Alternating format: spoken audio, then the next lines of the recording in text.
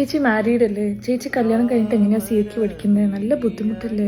Focus ചെയ്യാൻ വേണ്ടി പറ്റുന്നുണ്ടോ? വീട്ടിലെ പ്രഷറും ഹസ്ബൻഡ് വീട്ടുകാരുടെ പ്രഷറും ഇതെല്ലാം കൊണ്ട് എങ്ങനെയാണ് മാനേജ് ചെയ്ത് പോകുന്നത് എന്ന് ചോദിച്ചിട്ട് എനിക്ക് കുറച്ച് കുട്ടികൾ മെസ്സേജ് ഉണ്ടായിരുന്നു. ഇപ്പം ഞാൻ സ്റ്റേ ചെയ്യുന്നത് സൗദിയിലാണ്. ഞാനും എൻ്റെ ഹസ്ബൻഡ് മാത്രമേ ഉള്ളൂ. ഹസ്ബൻഡ് ജോബിന് പോയി കഴിഞ്ഞാൽ പിന്നെ എനിക്കിവിടെ പഠിക്കുക എന്നല്ലാണ്ട് വേറെ പ്രത്യേകിച്ച് പണികളൊന്നുമില്ല. ഓക്കെ, ഞാൻ രാവിലെ തൊട്ടിട്ട് എൻ്റെ രാത്രി വരെ ഉള്ളത് എനിക്ക് സ്കെഡ്യൂളായിട്ടാണ് പോകുന്നത്. ഞാൻ ഓൾറെഡി എല്ലാ ദിവസവും രാത്രി ഞാൻ എഴുതി വെക്കും എന്താണ് നാളത്തേക്ക് ചെയ്യേണ്ടത് എന്നുള്ളത്. ഓക്കെ, ലൈക്ക് ഞാൻ രാവിലെ 5:30 എണീറ്റ് കഴിഞ്ഞാൽ ഒരു 1 hour കൊണ്ട് രാവിലത്തെ ബ്രേക്ക്ഫാസ്റ്റും ഉച്ചക്കത്തെ ഫുഡും ഒക്കെ ഞാൻ ഉണ്ടാക്കി വെക്കും. പിന്നെ എനിക്കുള്ള പരിപാടി എന്ന് പറഞ്ഞാൽ ക്ലീനിങ്, വാഷിങ്, പിന്നെ കുളിക്കുക. ഓക്കെ, അതുകൂടി കഴിഞ്ഞാൽ പിന്നെ എനിക്ക് പഠിക്കാനുള്ളത് എന്താണെന്ന് വരെ ഞാൻ എഴുതി വെച്ചിട്ടുണ്ടായിരിക്കും. ഓക്കെ, അപ്പോൾ ഞാൻ കറക്റ്റായിട്ട് അന്നന്ന് പഠിക്കേണ്ട സാധനം അന്ന് തന്നെ പഠിച്ചു തീർക്കാൻ ശ്രമിക്കും. അല്ലാണ്ട് നെക്സ്റ്റ് ഡേയിലേക്ക് ഞാൻ പോസ്റ്റ്പോൺ ചെയ്ത് വെക്കാറില്ല.